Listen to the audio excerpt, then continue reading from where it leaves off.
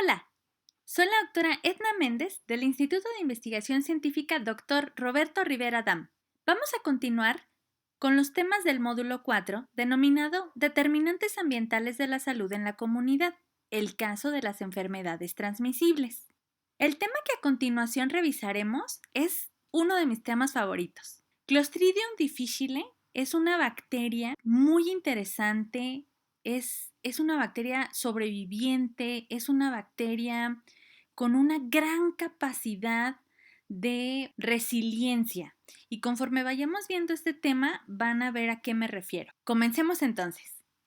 La imagen que ven en pantalla, ¿qué les parece? ¿Qué piensan que es? Les platico que este es un esquema de la estructura de lo que se conoce como una espora bacteriana.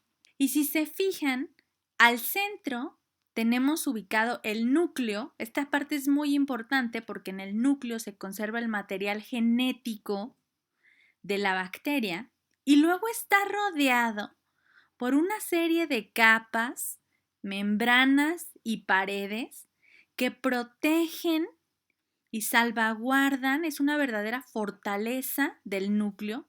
¿Y por qué es tan importante esto? Porque, insisto, dentro del núcleo encontramos el material genético de la bacteria. Pero, ¿por qué comienzo mi charla mostrándoles el esquema de una espora bacteriana? Bueno, pues se los explico a continuación. Chile es una bacteria que actualmente genera un importante problema al interior de las instituciones hospitalarias. Es una causa importante de infecciones asociadas a atención en salud, lo que antes se les llamaba infecciones nosocomiales, y es generadora de diarrea nosocomial, ¿sale?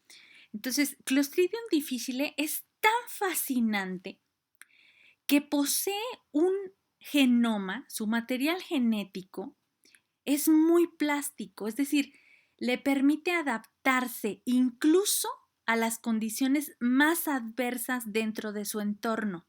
Como dice la lámina, se adapta a las presiones selectivas.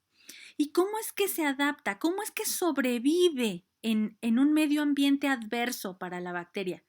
Pues emplea una estrategia altamente sofisticada, así lo dice la literatura, que se conoce como esporulación. Y este mecanismo se activa cuando las condiciones alrededor de la bacteria, las condiciones en el ambiente en el que se encuentra, son desfavorables para que sobreviva. Entonces, la conclusión del proceso de esporulación culmina formando una espora durmiente, altamente resistente a los múltiples factores de estrés. Y entonces por eso es que comencé mi presentación con la diapositiva anterior. Lo que vieron en la lámina anterior es una espora durmiente. ¿A qué se refiere esto? La célula se mantiene en un estado, voy a utilizar una palabra que ejemplifique el proceso. Está en un estado de hibernación, ¿sí? No está viva, no está muerta, no consume energía, no requiere nutrientes, pero está ahí latente, esperando el momento adecuado, las condiciones ambientales propicias para volver a convertirse en una forma infectante. Entonces vamos a profundizar un poquito más porque realmente es una bacteria muy interesante. Este es el ciclo vital de Clostridium difficile. Y si se fijan en la parte de arriba, lo que estamos viendo es una bacteria, como nos las enseñaron en la clase de microbiología, ¿no? Tiene flagelos, esos pelitos que tiene alrededor son flagelos que le permiten moverse, y esta forma de la célula, de la bacteria, es una forma viva, es una forma activa metabólicamente, consume nutrientes, requiere energía, se mueve, infecta.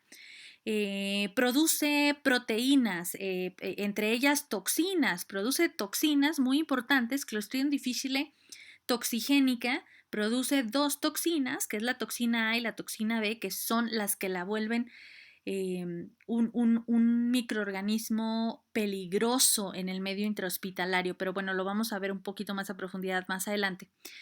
Retomo entonces la figura de hasta arriba. Dice ahí célula vegetativa. Entonces, cuando me exprese como célula vegetativa, me estoy refiriendo a la forma viva de la bacteria. Y cuando me exprese como espora, pues me refiero a esta espora durmiente, metabólicamente inactiva, ¿vale? Bien, entonces comienza el ciclo teniendo una célula viva, una célula vegetativa. Al interior se ve ahí una especie de maraña teñida de color rojo que está representando el material genético de la bacteria. Y luego en la siguiente flechita viene un cuadro señalado en azul que dice presión ambiental, por ejemplo, falta de nutrientes. Ok, cuando la célula viva identifica una presión medioambiental, es decir, condiciones adversas para ella, para su supervivencia, su sobrevivencia en el ambiente en el que se encuentra, y un ejemplo de esto es que estuviera carente de nutrientes, entonces va a activar genes que van a culminar en el proceso de formación de una espora. Y si se fijan en la segunda imagen, ya vemos, además de la maraña de material genético en color rojo, ya hay un dibujo pequeñito en color blanco señalado con una flecha que dice desarrollo de endoesporas. Entonces, ¿qué está sucediendo? Que la célula viva inicia su proceso para convertirse en una espora durmiente. Y conforme va avanzando el ciclo, vemos cómo esta espora se va recubriendo por todas las capas que vimos desde la diapositiva 1 hasta en el último minuto, en la extrema izquierda de su diapositiva, ya vemos ahí una figura que es muy parecida al esquema que les había mostrado al inicio. Ahí está ya una espora libre con un grueso recubrimiento que ya vimos que tiene pared, que tiene membrana interna, membrana externa, que está completamente protegida. Y en el centro, ¿qué es lo que observan? Se preserva ahí la maraña en color rojo que representa el material genético.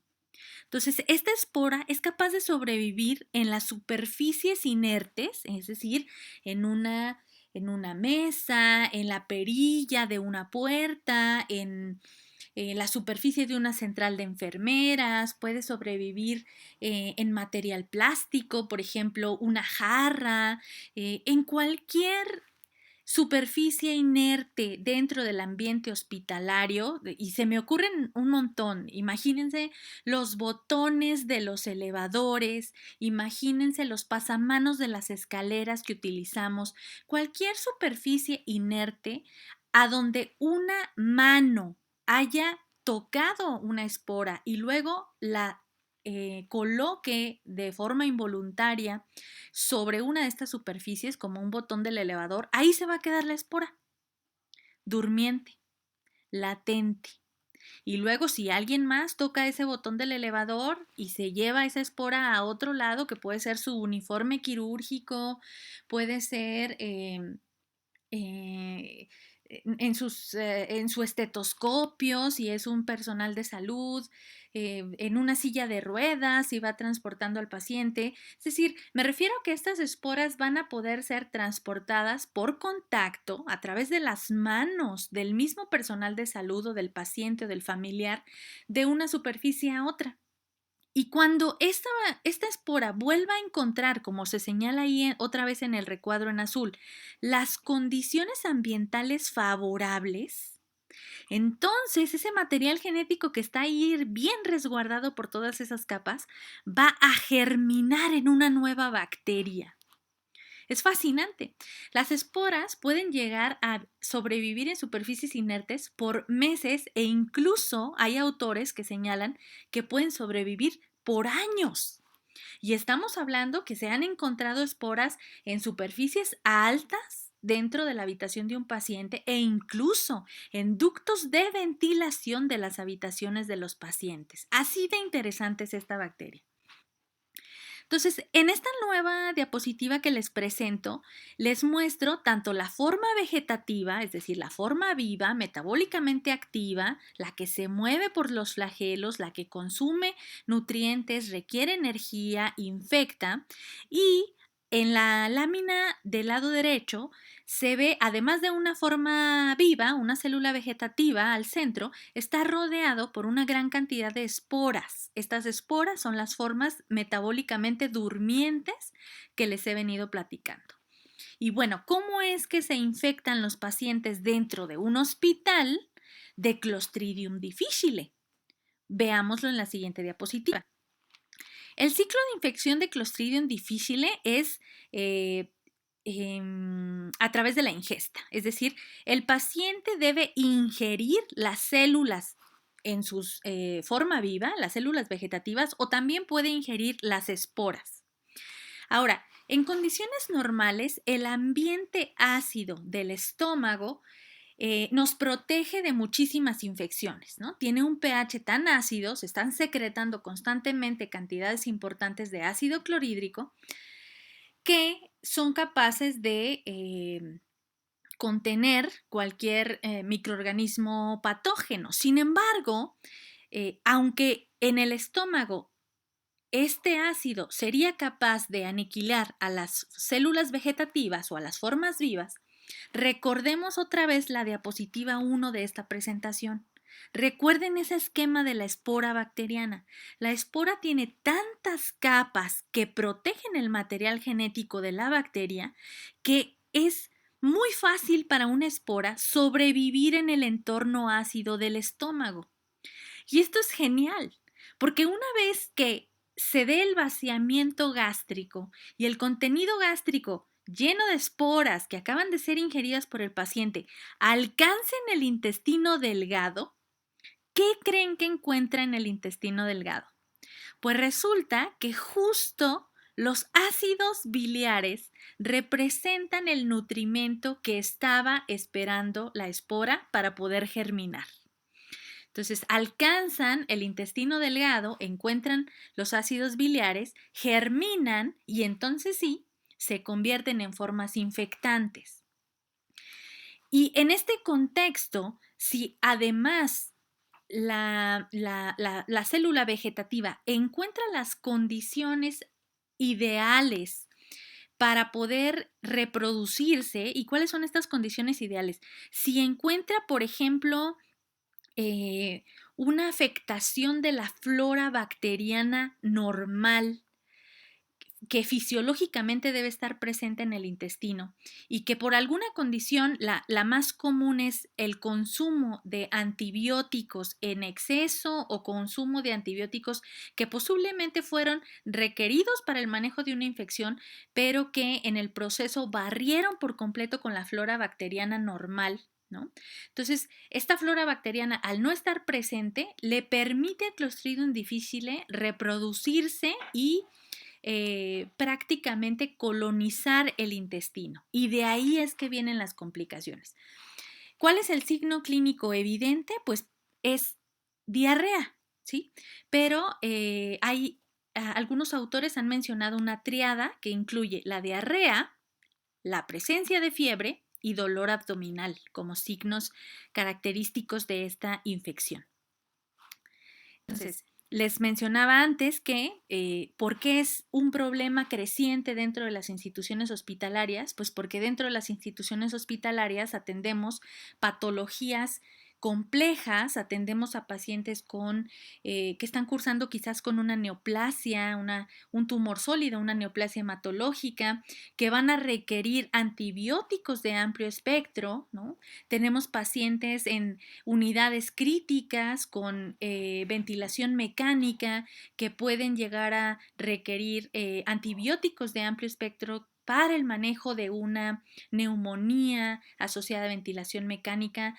Tenemos pacientes quirúrgicos que pueden requerir procedimientos quirúrgicos mayores, contaminados, en donde se van a tener que utilizar antibióticos de amplio espectro. Y entonces, si mi paciente requiere antibiótico de amplio espectro, para atenderle la condición de base por la que lo estoy manejando, una condición secundaria pues va a ser el hecho de que la flora bacteriana intestinal también se va a ver afectada y estas bacterias tienen una función y la función es pues contener otro tipo de infecciones. Es el ejemplo clásico del Clostridium difficile. Entonces, por eso es que el paso principal dentro de la patogenia en esta diapositiva empieza con terapia antimicrobiana. Ok, le doy a mi paciente terapia antimicrobiana de amplio espectro, esto altera la microflora del colon y si además el paciente se expone a Clostridium difficile y se coloniza, les platicaba que Clostridium difficile tiene la capacidad de liberar toxinas, que son la toxina A y la toxina B, esto en la forma toxigénica, porque es importante mencionar que Clostridium difficile tiene también una forma no toxigénica, que no genera este cuadro clínico,